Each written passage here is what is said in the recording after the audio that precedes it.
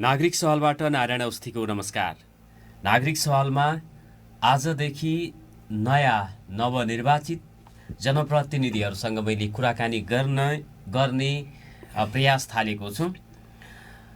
स्थानीय तह सदस्य निर्वाचन सकिएपछि, त्यसको मत परिणाम आइसकेपछि, पदभार र शपथ ग्रहण पनि गरिसकेपछि स्थानीय तहका जनप्रतिनिधिहरूका आकांक्षाहरू, सपनाहरू, योजनाहरू के रहेका छन्, मत माग्न जाँदाखेरि मतदाताहरूसँग उहाँहरूले गर्नुभएका प्रतिबद्धताहरू के रहेका छन्, उहाँहरूको सम्बन्धित ओडाको हो भने ओडाका समस्याहरू के हुन्, पालिका हो भने त्यो पालिकाभित्रका समस्याहरू के हुन् र त्यो समस्या समाधान गर्न के गर्नुपर्छ भन्ने उहाँहरूलाई लाग्छ, उहाँहरूका योजना छन् र स्थानीय पालिकावासी अथवा वडावासीहरूले के म्यान्डेट दिएर उहाँहरूलाई जिताउनु भएको हो भनेर जान्ने प्रयास गर्नेछौँ।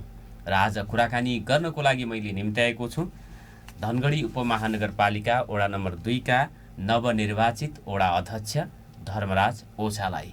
उहाँसँग वडाका विषयमा कुराकानी गर्नेछु। उहाँको राजनीतिक जीवनको मैले सुरुवातीमा चर्चा गर्नेछु, उहाँलाई म प्रश्न गर्नेछु भने त्यसपछि वडाको समग्र विकासका लागि वडा अध्यक्ष सहित वडाका जनप्रतिनिधि र पालिकाका प्रमुख उपप्रमुखले के गर्नुपर्छ होला जस्तो लाग्छ उहाँलाई भनेर म सोध्नेछु। यहाँलाई स्वागत छ नागरिक सवालमा। धन्यवाद। नवनिर्वाचित वडा अध्यक्ष तपाईँलाई सफल कार्यकालको शुभकामना पनि छ। धन्यवाद। कस्तो महसुस गरिराख्नु भएको छ?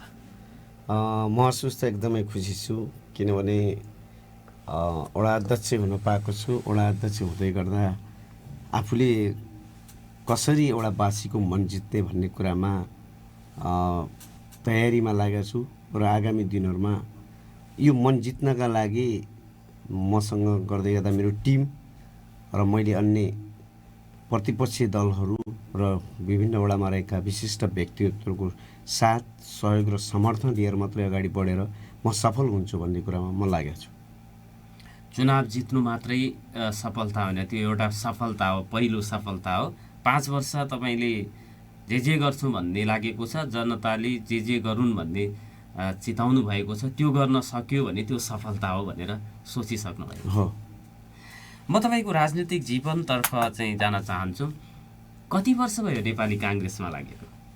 विगत म लागेको नेपाली कङ्ग्रेसमा करिब 20 वर्षभन्दा माथि नै भइसक्यो र नेपाली कङ्ग्रेस कैलालीको कार्यालय सचिवबाट पनि म राजनीतिक यात्रा हो मेरो। म भातृ संस्थाको रूपमा नेपाल तरुण दल, नेपाल सांस्कृतिक सङ्घ र नेपाल राष्ट्रिय लोकतान्त्रिक अपाङ्ग सङ्घको पदीय जिम्मेवारीमा अहिले पनि छु र उहाँहरूसँगको सहकार्यमा काम पनि गरिरहेको छु र मेरो जीवन यात्रा पार्टीको वडा स्तरबाट नै अगाडि बढाएको मैले। तपाईँ प्रत्यक्ष रूपमा यसो भन्न सकिन्छ कम्युनिस्ट पार्टीहरूमा फुल टाइमर भन्छन् नि, हो त्यस्तै किसिमले पार्टीमा तपाईँको लगानी छ? हो, छ। नेपाली काङ्ग्रेसमा छ, मेरो त्यस्तै लगानी छ। र एउटा अर्को विशिष्ट कुरा के हो भने अपाङ्गता भएको व्यक्तिमा नेपाली कङ्ग्रेसले वडा अध्यक्षको टिकट दिएको र निर्वाचित भएको सम्भवतः सुदूरपश्चिममा तपाईँ हुनुपर्छ कि अरू पनि छन्? अध्यक्षमा म नै हो, अरू छैन। सदस्यमा चाहिँ दिया छ, अध्यक्षमा नै सुदूरपश्चिमको पहिलो व्यक्ति नै कि समग्र रूपमा भन्ने हो भने देशभरिमै अध्यक्षको रूपमा हेर्ने हो भने म नै होला जस्तो लाग्छ। अब त्यो आउला, आकलन आउला, तर मलाई लाग्छ उपाध्यक्ष मेरोमा पनि दिया हुनसक्छ।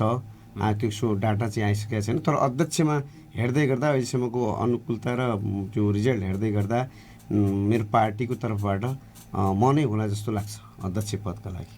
यो पहिलो चुनाव हो तपाईँको लडेको? मेरो स्थानीय निकायको चाहिँ पहिलो चुनाव। कस्तो हुँदो रहेछ लडाइँ? लडाइँ त कस्तो हुन्छ भने प्रतिस्पर्धामा गइसक्यो भने सबैले आफ्नो पल्ला भारी, म नै जित्छु, मेरो टिम नै जित्छ, मेरो पार्टी नै जित्छ भन्ने कुरामा लाग्छन्।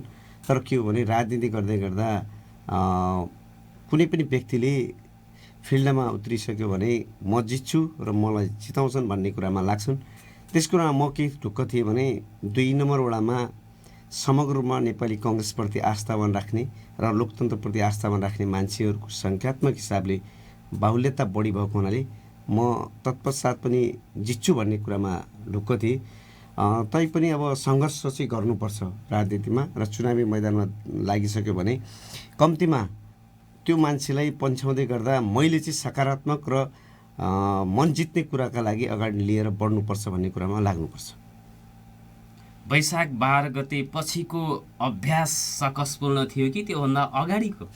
मलाई चाहिँ वैशाख 12 पछिको नै सकस थियो, किनभने त्यो बिचको दौरानमा भन्छन् नि मान्छेले साम दाम दण्डभेद युज गर्छन् भन्ने हुन्छ। मान्छेले कोही कदा चाहिँ हातपात पनि हुनसक्छ, राजनीतिक यात्रा हो, यो बेला कसैले हरेक हर्तघण्टा पनि मचाउन सक्छन् भन्ने कुरा हुन्छ। रातिको 12 बजीसम्म पनि घुम्नुपर्ने, दिउँसोको त पुरै दिनभरि नै घुम्नुपर्ने, त्यति बेलाको बिचको दौरान नै सबैभन्दा महत्त्वपूर्ण भूमिका रहन्छ।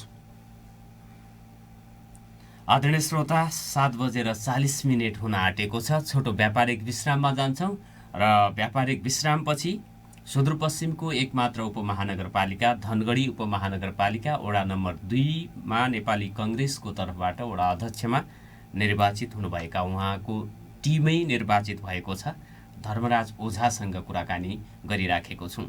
र उहाँसँगको कुराकानी किन पनि महत्त्वपूर्ण छ भने अपाङ्गता भएको व्यक्तिबाट जनप्रतिनिधिको रूपमा वडा अध्यक्ष निर्वाचित हुने व्यक्ति उहाँ हो र नेपाली कङ्ग्रेसले उहाँलाई टिकट दिएर अपाङ्गता भएका व्यक्तिहरूप्रति न्याय गरेको महसुस पनि स्वयं पार्टीले गरेको हुनुपर्छ, शुभचिन्तक समर्थकहरूले पनि गरेको हुनुपर्छ। छोटो व्यापारिक विश्रामपछि पुनः संवादमा आउनेछौँ, हामीलाई सुन्दै गर्नु।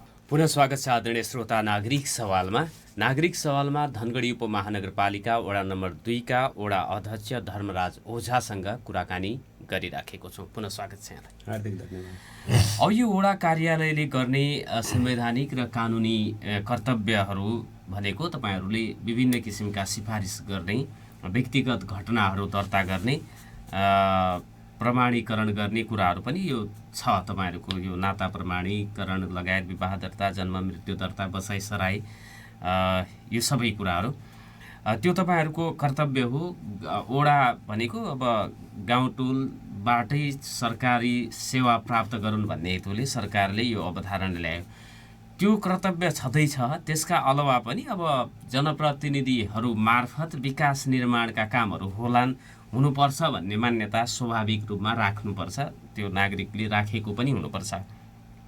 अब तपाईँको वडाभित्रका समस्याहरू, ती समस्याहरू समाधान गर्न के गर्नुपर्छ भन्ने एक किसिमको योजना, एक किसिमको खाका त्यो मानसपटलमै अथवा लेखेरै पनि तपाईँले बनाउनु भएको छ होला नि। वडा नम्बर 4 मा कति टोल छन्, त्यहाँ के कस्ता सरकारी संस्थाहरू छन् जसको रेखदेख, जसको अनुगमन, जसको मूल्याङ्कन तपाईँले गर्नुपर्ने हुन्छ? मेरो वडा 2 नम्बरमा विकास निर्माणका सन्दर्भमा कुरा गर्ने हो भने सबैभन्दा बढी समस्या भनेको कैलाली नालाको तटबन्ध एरिया छ र मोहना क्षेत्रको तटबन्ध एरिया। किनभने कैलाली नालाको क्षेत्रभित्रमा बस्ती नै जोखिममा पर्न सक्ने अवस्था छ। त्यो महता टोलदेखि लिएर त्रिवेणी आर्यघाटसम्मको क्षेत्रमा र तल दक्षिणतिर मोहना आर्यघाटदेखि लिएर यो फेरि भैयाभेडीको क्षेत्रसम्म, किनभने त्यहाँ स्कुलको जग्गा जमिनदेखि लिएर व्यक्तिहरूको जग्गा जमिनसम्ममा तटबन्ध गर्नुपर्ने पहिलो प्राथमिकता छ।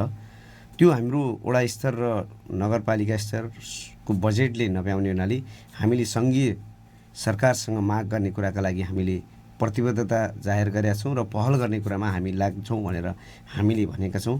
तत्पश्चात हाम्रो वडाको एउटा बढीभन्दा बढी समस्या भनेको डुबानको समस्याका लागि हामीले के भनेका छौँ भने नगरपालिकासँगको समन्वयमा र प्राविधिकहरूको टोलीले तत्पश्चात फिल्डमा नै गएर पानी बहा कहाँ बग्छ त्यसको अस्थायी निकास भए पनि निकाल्नुपर्छ र नाली निर्माणका लागि हाम्रो पहिलो प्राथमिकतामा जानुपर्छ भन्ने कुरा छ।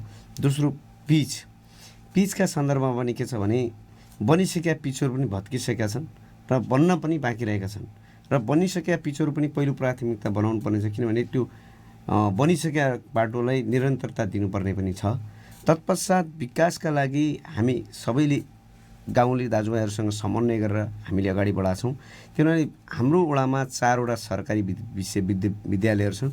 ती विद्यालयहरूमा पनि हामीले के भनेको छौँ भने कम्तीमा विद्यार्थीहरूको पठन पाठनदेखि लिएर शैक्षिक गुणस्तरसम्ममा के गर्नुपर्छ त। आगामी दिनहरूमा हामीले एउटा प्लान बनाएका छौँ। हाम्रो वडामा रहेका सरकारी तथा गैर सरकारी स्कुलहरू, निजी विद्यालयका प्रहरूसँग बस्ने र उहाँहरूको विद्यालय व्यवस्थापन समितिसँग बस्ने र पूर्व रिटायर प्राचार्यहरूसँग बस्ने र विभिन्न व्यक्तित्व समाजसेवी भद्रबलादीहरूसँग बसेर आगामी दिनहरूमा कसरी जान सकिन्छ त, त्यो कुरालाई हामीले प्राथमिकता आधारमा कुन कुरालाई प्राथमिकतामा ल्याएर अगाडि बढाउन सकिन्छ त्यो समन्वय गरेर मात्रै।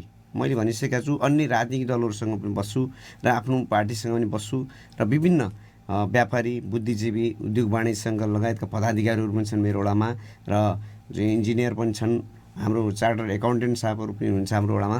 तिनीहरूसँगको कम्तीमा राय सुझाव सल्लाह लिएर मैले अगाडि बढ्यो भने हामी अवश्य पनि सफल हुन्छौँ। हामी सफल हुनका लागि सबैको साथ र सहयोग चाहिन्छ। त्यो कुरालाई नै व्यावहारिक रूपमा मिलाएर लैजाने कुरामा म लागिपरेको छु।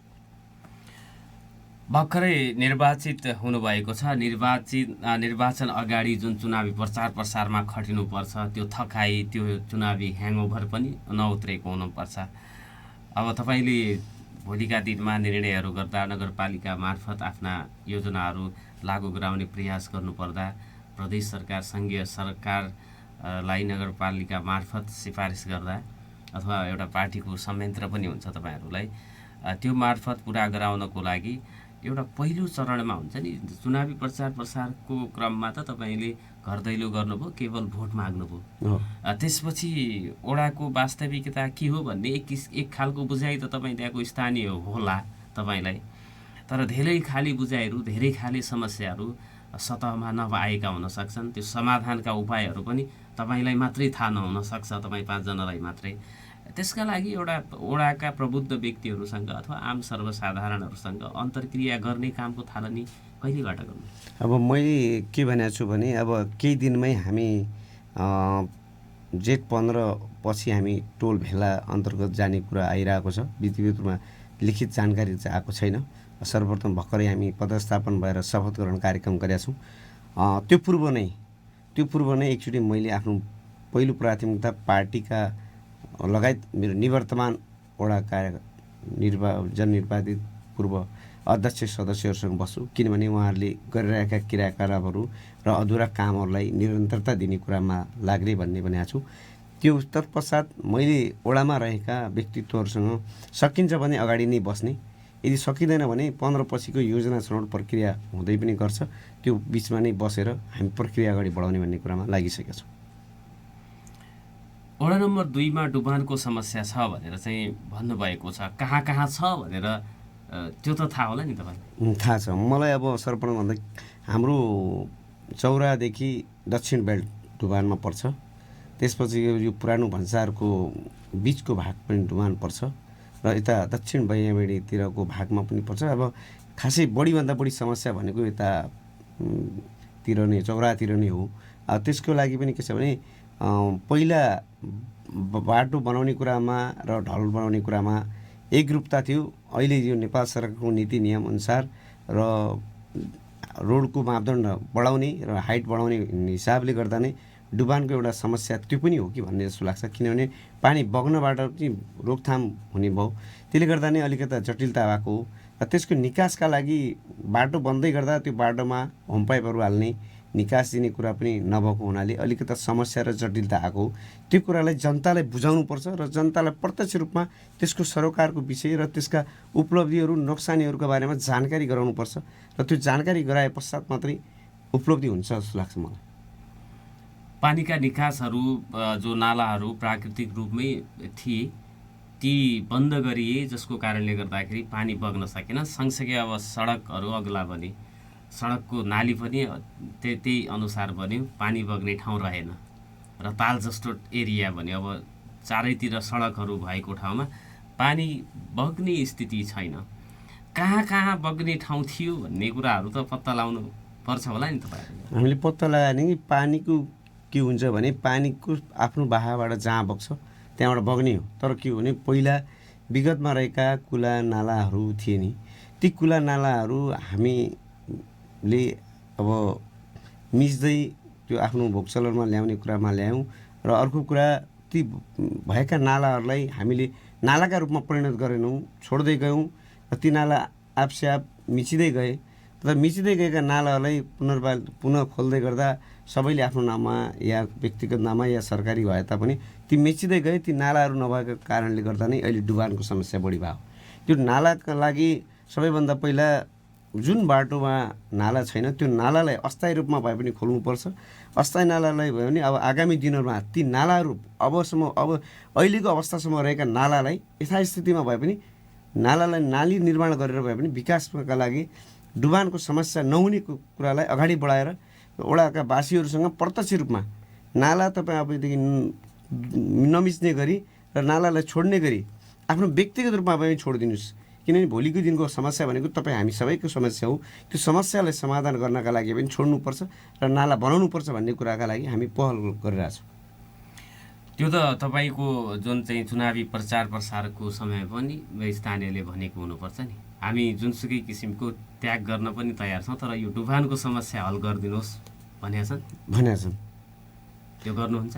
अब मैले अघि पनि भनिसकेँ, प्रत्यक्ष जुन ठाउँमा डुबान हुन्छ त्यो ठाउँको जनतासँग बसिन्छ। ल भन्नुहोस् हाम्रो हातबाट के गर्न सकिन्छ? हामीले तपाईँले नेतृत्व पाइक भूमिकामा ल्याएर यहाँसम्म पुर्याउनु भएको छ।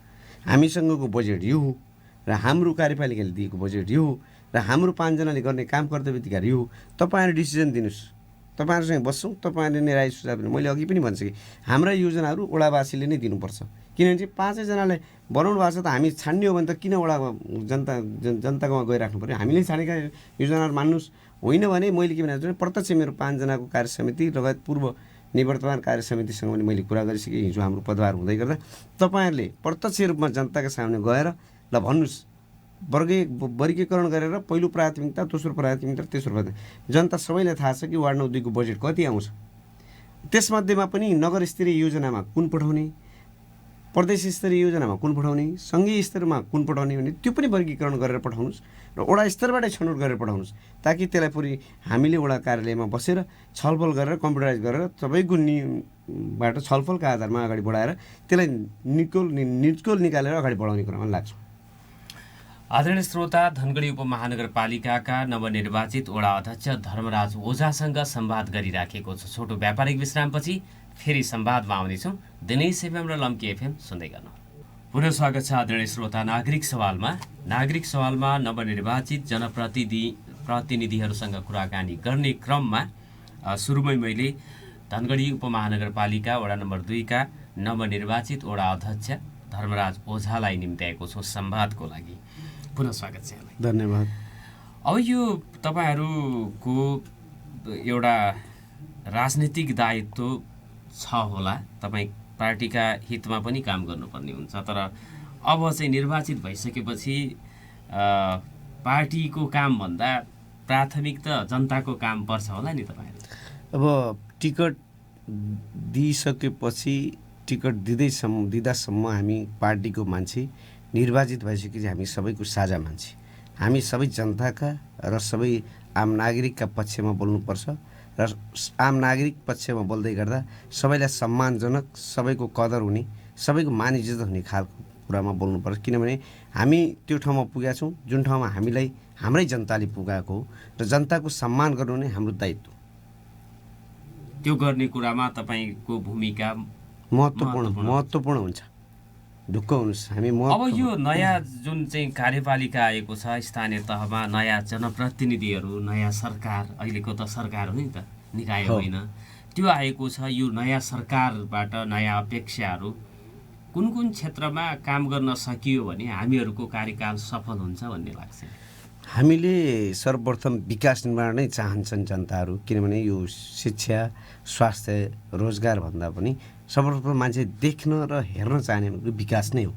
विकासका सन्दर्भमा मैले अघि पनि भनिसकेँ, ठुला योजनाहरू जस्तै मेरो एउटाको कुरा गर्ने भने पुरानो भन्सार रोड अहिलेसम्म पनि पिच नभएको अवस्था, त्यसलाई पहिलो प्राथमिकतामा राख्ने। तत्पश्चात रोबोस होटलबाट जाने बाटो, त्यसपछि यो हाम्रो नन्दराज पन्तको घर हुँदै निस्किने बाटो, त्यसपछि किशोरनगरको त्यो अधुरो पिच पनि हुन बाँकी र त्यो विगतमा पानी डुबालले गर्दा फुटाएको बाटोको यस्ता ठुला योजनाहरूलाई पहिलो प्राथमिकतामा राखेर हामीले अगाडि बढाउने कुरामा लागिरहेछौँ। त्यो नै विकास निर्माण नै सबैभन्दा ठुलो महत्त्वपूर्ण भूमिका हो।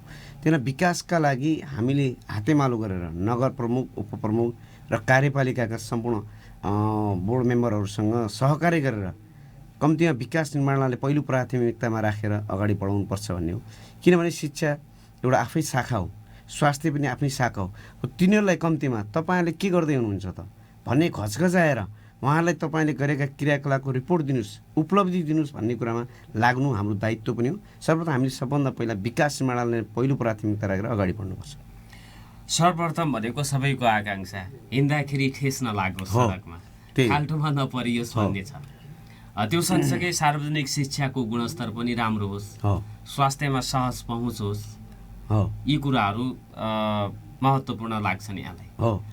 यसका लागि एउटा एकल प्रयास पर्याप्त हुँदैन, सामूहिक प्रयासबाट तपाईँहरूको कार्यकाल सफल बनाउनको लागि सकारात्मक भूमिका खेल्न सबै जनप्रतिनिधिहरू एकदमै सकारात्मक भएर सोचिराख्नु भएको छ कि होइन हाम्रो अब मेयर छैन, उपमेयर पनि अर्कै पार्टीको, हामी अध्यक्षहरू 11 जना मात्रै छौँ भनेर अब काङ्ग्रेसहरू कमजोर पर्यौँ भन्ने सोचिराख्नु भएको छ यहाँ? हामीले त्यस्तो सोच्नु पनि हुँदैन। किनभने मेयर निर्वाचित भइसकेपछि सबैको साझा मेयर हो, उपमेयर पनि साझा हो, हामी पनि साझा हो।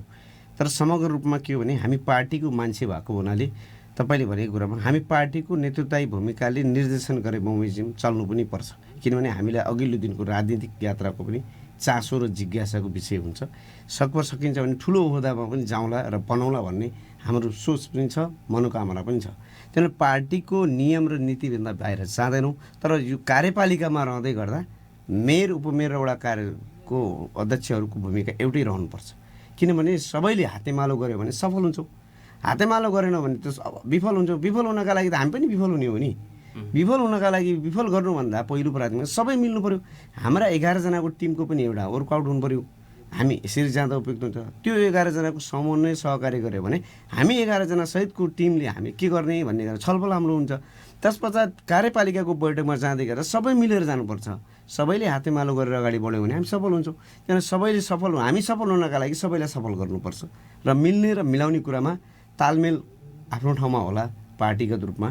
तर मिल्ने र मिलाउने कुरामा नगर कार्यपालिकाको योजना, छनौट योजना, बाँडफाँड हरेक क्रियाकलापमा मैले अघि पनि भन्छु कि नगर कार्यपालिकाले योजना बाँडसाँड गर्दै गर्दा पनि पहिलो प्राथमिकताको वडामा कुन वडामा आवश्यकता छ, त्यो वडाको आवश्यकता महसुस के छ त, पहिलो प्राथमिकता त्यो वडाको के छ त भूमिका। 19वटै वडामा सबैभन्दा बढी महत्त्वपूर्ण वडा पनि भन्छन् मान्छेहरू। आवश्यकता के छ, त्यहाँको दयनीय अवस्था के छ, त्यहाँको जनताको आवश्यकता के छ, त्यो सबै कुरालाई मध्यनजर गरेर सहमतिका कुरामा अगाडि बढाउनुपर्छ भन्ने लाग्छ।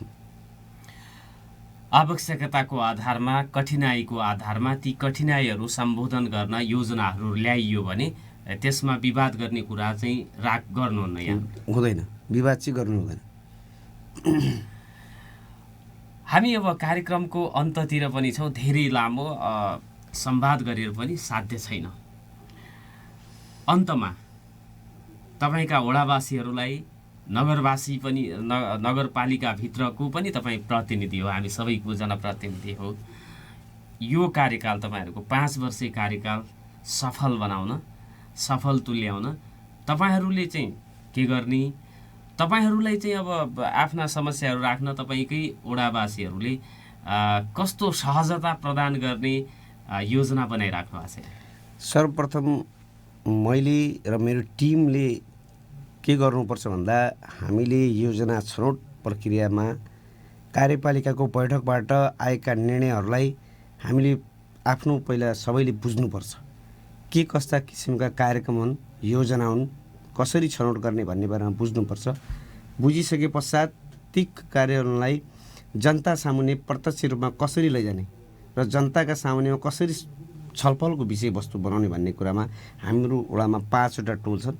5वटा टोलमा हामी 5 जना सबै रूपमा जान्छौँ। जहाँ आवश्यकता वडा अध्यक्षको पर्छ त्यहाँ वडा अध्यक्ष पनि जान्छ र प्रत्यक्ष रूपमा वडावासीहरूकै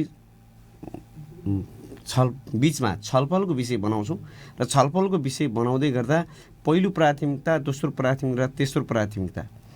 अघि पनि भनिसकेँ मैले, नगर कार्यपालिकाबाट दिने योजना पनि हुन्छन्, प्रदेश सरकारमा दिने पनि हुन्छन्, सङ्घीय सरकारमा दिने पनि हुन्छन्। किनभने ठुला योजनाहरूको बारेमा हामीले हत्तै निर्णय गर्दै गर्दा भरि कार्यान्वयनमा हुन सकेन भने हामीलाई प्रश्न चिन्ह खडा हुनसक्छ। त्यो प्रश्न चिन्ह खडा नहुनका लागि नै मैले के भनेको छु भने सम्बन्धित टोलमै गएर सम्बन्धित टोलवासीलाई नै भेला बोलाएर तपाईँहरू दिनुहोस्, छलफलको विषय छ, यो छलफलको विषयमा पछि प्रश्न नगर्नुहोला। डुबानको समस्या छ, पानी निकासको समस्या छ, यो निकास र डुबानको समस्यालाई कसरी समाधान गर्ने, यो तपाईँहरूले पनि मलाई सहयोग गर्नुपर्छ र हाम्रो टिमलाई सहयोग गर्नुपर्छ। हामीले तपाईँहरूका विकासका योजनाहरूलाई कार्यान्वयन गरेर लागू गर्नुपर्छ। दोहोरो भूमिका हुनुपर्छ र त्यो क्षेत्रमा रहेका अन्य विशिष्ट व्यक्तित्वहरू पनि छन्, उहाँहरूले पनि मार्गदर्शन अनुसार सही सुझाव सल्लाह दियो भने हामी काम गर्नका लागि सफल हुन्छौँ र काम गर्न सक्छौँ। र आगामी दिनहरूमा हामी हरेक क्षेत्रबाट, हरेक वर्गबाट समन्वय गरेर मात्रै अगाडि बढेर कामलाई मर्यादित र व्यवस्थित तरिकाले अगाडि बढाउने भन्ने कुरामा लागेका छौँ। जुन उत्साह अहिले छ तपाईँमा, त्यो उत्साह र ऊर्जा तपाईँको कार्यकाल सकिँदासम्म रहिरहोस्, यो शुभकामना दिन चाहन्छु। हामीलाई संवादको लागि समय दिनुभयो, यसको लागि धन्यवाद। धन्यवाद। आदरणीय श्रोता, उहाँ हुनुहुन्थ्यो धनगढी उपमहानगरपालिका वडा नम्बर 2 का वडा अध्यक्ष धर्मराज ओझा। नागरिक सवालमा संवाद गर्नुहुँदै प्रविधि संयोजनमा साथ दिनुहुने आरडीजी र नवीनजीलाई पनि धन्यवाद दिन चाहन्छु। यहाँहरूले रेडियो ट्युनिङ गरेर हामीलाई सुन्नुभएको थियो भने यहाँहरूलाई नि धन्यवाद। फेसबुक पेजमा हेर्दै हुनुहुन्थ्यो भने यहाँहरूलाई पनि धन्यवाद। भोलि अर्को जनप्रतिनिधिसँग कुराकानी गर्न आउनेछु। नमस्कार, शुभ दिन।